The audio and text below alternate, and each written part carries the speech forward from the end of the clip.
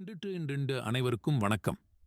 இந்த பதிவில் நாம் இப்போது பார்க்கப் போவது தஞ்சாவூர் பிரகதீஸ்வரர் கோயில், அதன் ஓவியம் மற்றும் கட்டிடக்கலை சார்ந்த விஷயத்தை சுருக்கமாக பார்க்கலாம். தஞ்சாவூர் பிரகதீஸ்வரர் கோவில் தஞ்சை பெரிய கோவில் என்று அழைக்கப்படும். இக்கோயிலானது ராஜராஜ சோழன் அவர்களால் கிபி 1010ஆம் ஆண்டு கட்டப்பட்டது. சுமார் 1000 வருடங்கள் பழமையான கலை நியமிக்க கோவிலாகும். இக்கோவில் கட்டிடக்கலைக்கு ஒரு சிறந்த எடுத்துக்காட்டு என்று கூறலாம். இந்த கோயிலானது முழுவதும் கருங்கல் பாறை, அதாவது கிரானைட் கற்களால் கட்டப்பட்டது. இதில் சுண்ணாம்பு, அது கலவை எதுவும் பயன்படுத்தப்படவில்லை. இதில் ஆச்சரியப்படக்கூடிய விஷயம் என்னவென்றால், இந்த கோயில் முழுக்க முழுக்க கருங்கற்களாலும் பாறைகளாலும் கட்டப்பட்டது. ஆனால் இந்த இடத்தின் புவியமைப்பு மற்றும் நிலப்பகுதி, காவிரி ஆற்றை ஒட்டி உள்ள பகுதி, இது விவசாயம் சார்ந்த பூமி. இங்கு பாறை கிடையவே கிடையாது. இந்த இடத்திலிருந்து சுமார் 60-70 கிலோமீட்டர் தொலைவில் மட்டுமே பாறைகள் இருக்கிறது. அங்கிருந்து பாறைகள் எடுத்து வந்து இந்த இடத்தில் கோயிலை எழுப்பியுள்ளனர். இது மிகவும் ஆச்சரியப்படக்கூடிய விஷயமாகும். அப்படி எடுத்து வருவதற்கு பல ஆயிரக்கணக்கான விலங்குகள் மற்றும் மனிதர்களின் உதவியுடன் பல மாதங்களாக எடுத்து வந்துள்ளனர். வழியில் அவர்களுக்கு தேவையான உணவு, மருத்துவம், தங்குமிடம் அனைத்தையும் ஏற்படுத்தியுள்ளனர். இவை அனைத்துமே மிகவும் ஆச்சரியப்படக்கூடிய வகையில் உள்ளது. இந்த கோவிலில் கோபுரம், அதன் மேல் உச்சியில் உள்ள கலசத்தின் மேலே உள்ள பகுதி, அது மட்டும் ஒரே கல்லால் ஆனது. சுமார் 80 டன் எடை கொண்டதாகும். இது காணப்படும் நந்தியானது மிகவும் சிறப்பாக ஒரே கல்லால் ஆனது. பொதுவாக ஒரு கோவில் என்றால் வெளியில் விற்கப்படும் ராஜகோபுரம் பெரியதாகவும் உள்ளே இருக்கக்கூடிய விமானம் சிறிதாகவும் இருக்கும்.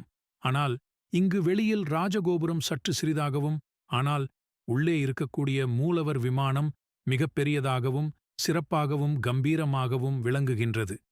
இந்த கோவிலை வடிவமுத்து கட்டுவதற்காக சிற்பி அல்லது கட்டிடக் கலைஞர் குஞ்சரப்ப மல்லன் ராஜராஜ பெருந்தச்சன். நீங்கள் இப்போது பார்த்துக் கொண்டிருப்பது இந்த கோயிலுடைய வரைபடம். இந்த கோயிலை சுற்றி மிகவும் நீண்ட காம்பவுண்ட் சுவர் உள்ளது. இந்த சுற்றுச்சூழல் அனைத்தும் தூங்கலால் சூழப்பட்ட மண்டபத்தால் ஆனது. இதை காலோனேட்ஸ் என்றும் கூறுவர். இந்த ராஜகோபுரம் முதன்மை வழியாக உள்ளே நுழைந்தால் நான் முதலில் காணப்படுகின்ற பகுதி நந்தியாகும். அதன் பிறகு அப்படியே வந்தால் படிகளால் ஏறி உள்ளே செல்ல நுழைவாயில் இருக்கிறது.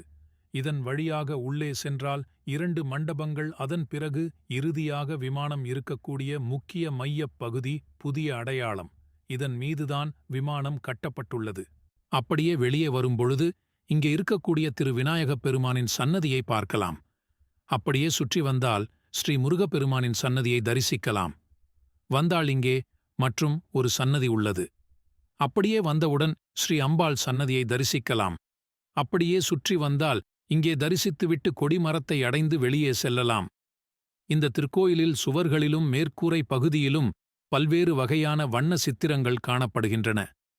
இவை அனைத்துமே மிகவும் பழமையானவை. இவைகள் அனைத்தும் இலைகள் மற்றும் பூக்களில் இருந்து உருவாக்கப்படும் சாறு, அதன் மூலம் ஏற்படுத்தப்பட்டு இன்று வரை மிகவும் பளிச்சென்று காணப்படுகிறது. இந்த கோயிலானது கட்டப்பட்டுள்ள தொழில்நுட்பம் இன்டர்லாக்கிங் டெக்னிக், அதாவது அனைத்து கற்களும் ஒன்றுடன் ஒன்று பின்னிப் பிணைந்து இணைக்கப்பட்டுள்ளது. இதன் மூலம் பூகம்பம், நில அதிர்வு போன்ற சூழல் ஏற்பட்டாலும் கோயிலில் விரிசல் கூட ஏற்படாது. இது நம் தமிழர் கட்டிடக்கலைக்கு ஒரு சிறந்த எடுத்துக்காட்டாகும். இந்த கோயிலானது கட்டிடக்கலை மட்டுமல்ல, நடன, கலை, இசைக்கலை போன்றவர்களுக்கும் சிறந்த இடமாக விளங்கியுள்ளது. தற்போது இந்த கோயிலானது ASI, அதாவது இந்திய தொல்லியல் துறை மூலம் பராமரிக்கப்பட்டு வருகிறது.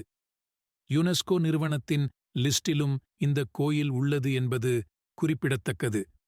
மீண்டும் மற்றொரு பகுதியில் வேறொரு வீடியோவுடன் மீண்டும் உங்களை சந்திக்கிறேன். இதுபோன்ற நல்ல விஷயங்களையும் சுவாரஸ்யமான தகவல்களையும் அறிய இந்த சேனலை சப்ஸ்கிரைப் செய்து கொள்ளுங்கள். நன்றி, வணக்கம்.